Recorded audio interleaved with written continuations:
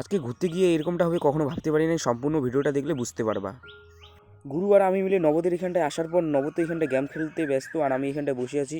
তারপর নবর একটা বন্ধু এসে বললো কি চল একটু ঘুরে আসি লাল মন্দিরের ওইদিকে। তারপরে টোটোতে করে আমরা চলে আসলাম আমাদের সাইকেল ওইখানটায় রাখি। আর এখানটায় আসার পর এই জায়গাটায় যারা যারা আসবা একবার আসলে মন ফিদা হয়ে যাবে ভাই, সত্যি বলতেছি। একবার এসে ঘুরে যাও তারপরে দেখবা। আর আমরা তো সবসময় আসি না এখানটায়, আমাদের বাড়ি পাশেই এখানটায়।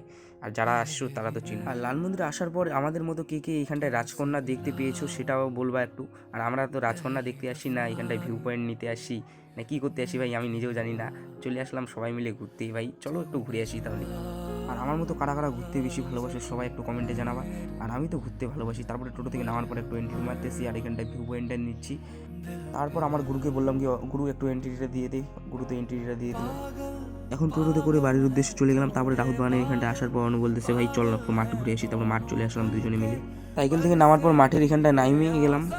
আর মাঠে রান করার জন্য অনেক ছেলে পেলে চলে এসেছে। আর আমার মতো ভিডিও করতে গিয়ে কাদের ক্যামেরা উল্টে গেছে ভাই সেটা বলবো অবশ্যই কমেন্টে। আর আর আমার ভিডিওগুলো যদি ভালো লাগে সুন্দর করে একটা কমেন্ট করবা ছোটো ভাই হিসেবে, একটু সাপোর্ট করবা। টাটা, নতুন ভিডিও নিয়ে আসবো।